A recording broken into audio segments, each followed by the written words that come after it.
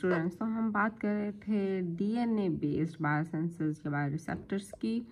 तो इसमें एक सिंगल स्ट्रैंड ऑफ डीएनए, दूसरी सिंगल स्ट्रैंड ऑफ डीएनए, एक प्रोब होगी और एक टारगेट होगी। तो ये दोनों आपस में एक दूसरे के लिए बायोरिसेप्टर का काम करेंगी।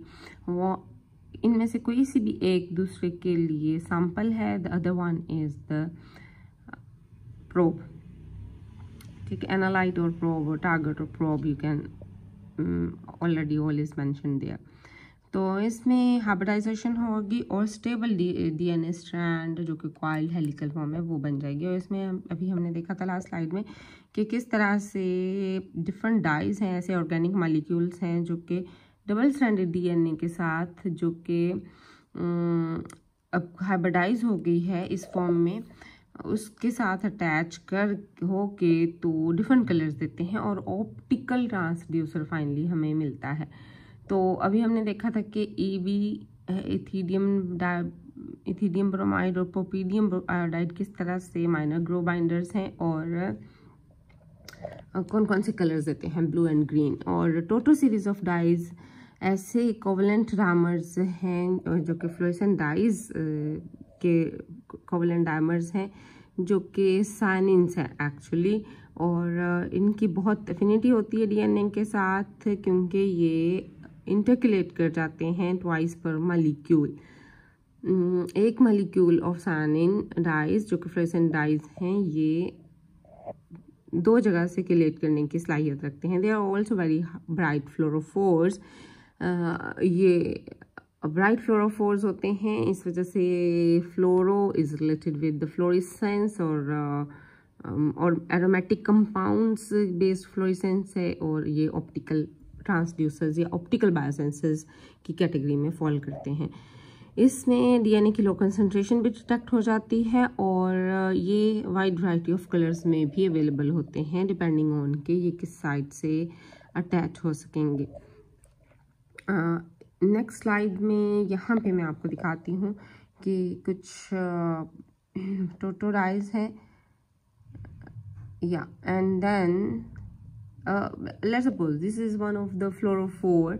कोई ऐसा एरोमेटिक कंपाउंड है जो कि एट स्पेसिफिक प्लेसेस इस डीएनए डबल स्ट्रैंड के अटैच हो सकता है और at specific site they can produce colour. Excitation अगर 385 नैनोमीटर की है तो ये 420 नैनोमीटर पे ब्लू कलर की एमिशन प्रोड्यूस कर सकेगा। तो ये इस तरह की जब आप ऑप्टिकल माइक्रोस्कोप से इमेज लेंगे तो ये डैपी ब्लू रीजन में इसकी फ्लोरेसेंस इस तरह से नज़र आएगी। अगर वहाँ पे डबल स्ट्रैंडेड डीएनए मौजूद हैं तो इस कंपाउंड की प्रेजेंस में you will get this kind of image blue colour.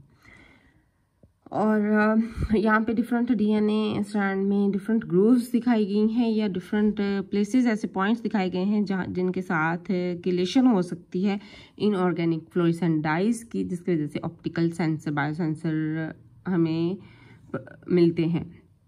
तो ये bis intercalator at this place at this point, minor groove binder जो कि लास्ट स्लाइड में अभी हमने देखा था जिसमें इथीडियम ब्रोमाइड और प्रोपीडियम आयोडाइड जो थे वो माइनर ग्रूव बाइंडर हैं कि फॉर्म विद इन द ये जो भी एटी और ग्वानिन और बेसिस इनके दरमियान इंटरनल बाइंडिंग में हेल्प करते हैं और ऑप्टिकल सेंसर के तौर पे एक्ट करते हैं। ये एक्सटर्नल बाइंडर भी कुछ एलिमेंट्स होते हैं, कुछ कंपाउंड्स होते हैं। मेजर ग्रुप बाइंडर्स ऐसे हैं जो कि फॉस्फेट ग्रुप्स और जो outer side of the DNA strand है उसके साथ अटैच होंगे। इंटरकलेटर कुछ और एरोमेटिक डाइज होते हैं और अगर यहाँ पे आके ये लग जाएं तो वहाँ पे उनकी फ्लोरेसेंस एक जनरेट हो जाती है। ठीक है, मतलब उनकी इंटेंसिटी, उनकी कंपोजिशन थोड़ी चेंज हो जाती है। वो लेट्स सपोज पहले ब्लू कलर के थे इटसेल्फ और अगर यहाँ पे आगे अटैच हो जाएंगे तो ब्लू की बजाय ये इनकी fluorescence let's suppose yellow shift या ग्रीन शिफ्ट हो जाएगी तो वो ग्रीन कलर देने लगेंगे और हमें पता चल जाएगा कि यहाँ इस कंपाउंड की प्रॉपर्टी यहाँ पे इंटरकलेट करने की है। और क्योंकि वहाँ पे डबल स्ट्रैंडेड डीएनए बन चुका था, अब दोनों टारगेट और प्रोब दोनों मिल चुके थे तो फिर ये कंपाउंड डालने की वजह से ग्रीन कलर मिला, तो हम इसकी डिटेक्शन कर सकेंगे डबल स्ट्रैंडेड डीएनए की इस तरह से। और ये बायोरिसेप्टर फॉर्म में, जैसे कि पहले हम एंटीबॉडी एंटीजन के लिए और एंजाइम्स के लिए देख चुके हैं, इसमें सिंगल स्ट्रैंडेड डीएनएज हैं, one is target one is probe. Bioreceptor में रेड कलर का डीएनए है जो कि ग्रीन के साथ फिक्स होगा और ये हाइब्रिडाइज हो जाएगा और डबल स्ट्रैंडेड डीएनए होगा। और अगर यहाँ पे लेट्स सपोज कोई सभी टोटो सीरीज ऑफ डाइज या फिर इथिडियम ब्रोमाइड और इथिडियम ब्रोमाइड और प्रोपीडियम आयोडाइड अगर ऐड करेंगे तो माइनर ग्रुप बाइंडिंग के थ्रू वो डेप्पी ब्लू या फिर साइबर ग्रीन कलर देंगे। ठीक है, बाकी सारा ट्रांसड्यूसर और signal processing system is same जो कि बाकी सब ट्रांसड्यूसर्स या फिर बायोसेंसर्स में होता है। Similarly it is molecularly imprinted polymer. ये सब टर्म्स आप लोग जानते हैं। MIP क्या होता है, जिसमें एंजाइम्स तो naturally occurring let's suppose polymers हैं या प्रोटीन्स हैं और की लॉग थ्योरी के अकॉर्डिंग काम कर रही हैं। इसी तरह एंटीबॉडी और एंटीजेंस भी हैं, जबकि MIPs ऐसे पॉलीमर्स होते हैं जो कि बनाए जाते हैं लैब्स में, सिंथेसाइज किए जाते हैं ताकि एट डिफरेंट प्लेसेस पे ये डिफरेंट चीज़ें सैम्पल्स ये डिटेक्ट कर सकें। ठीक है, तो यू से दिस इज़ द MIP और ये टारगेट को इन जगहों से फिक्स कर सकता है। ठीक है, तो दिस इज़ मोनोमर और इसका template molecule cross linking agent और ये MIP कोई सा भी बनाने की सलाहियत रखते हैं और इनके डिफरेंट प्लेसेस पे कोई सा भी मॉलिक्यूल अटैच हो सकता है और डिटेक्ट हो सकता है।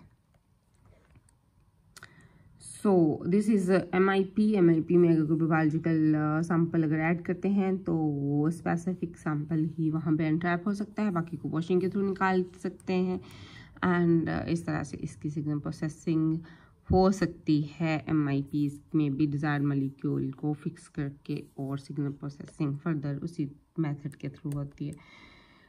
अच्छा, इसमें डिफरेंट टर्म्स जो हम यूज़ करते हैं, मोबिलाइजेशन एक मोबाइल होता है। Mobile mean the one I'm carrying right now, the other one is mobile, movement से वर्ड लिया गया है। एक्चुअली मोबाइल का वर्ड भी ये होता है कि आप ऐसी फ़ोन कॉल जो कि आप चलते फिरते ये सुन सकें या यूज़ कर सकें। तो ये जब इमोबलाइज इम यूज़ करते हैं शुरू में, तो इसका मतलब है कि जो मोबाइल नहीं हो, जो मूव नहीं कर सके। तो पहले इसमें क्या है कि जो भी बायोरिसेप्टर है उसको आपने इमोबलाइज करना है बाय फिजिकल एंट्रैपमेंट और बाय केमिकल अटैचमेंट।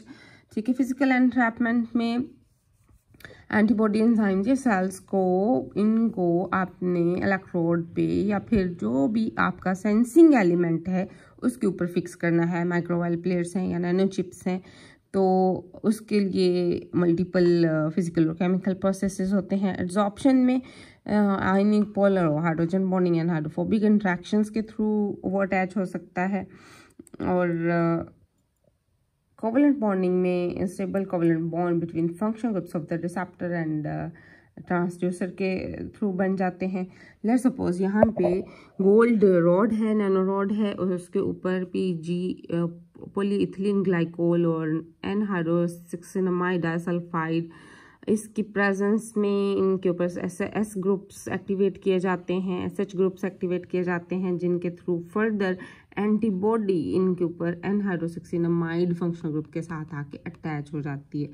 तो इस तरह से अगर लेट्स सपोज आप क्वार्ट्ज लाइट लें, क्वार्ट्ज जैसे शीशा कह लें, उनको होल नाइट आप H2SO4 और HNO3 के एक डिफरेंट रेशो के सोल्यूशन में आप डिप करके रखें होल नाइट, तो उनके ऊपर कार्बोक्सिलिक ग्रुप एक्टिवेट हो जाते हैं और मॉर्निंग में उनको वॉश करें और उसके ऊपर आप किसी भी प्रोसेस के थ्रू एमाइड बॉन्ड फॉर्मेशन के थ्रू आप उसके ऊपर कोई भी एंटीबॉडी वगैरह अटैच कर सकते हैं।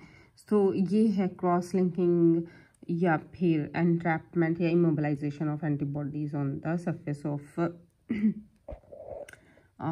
The transducer.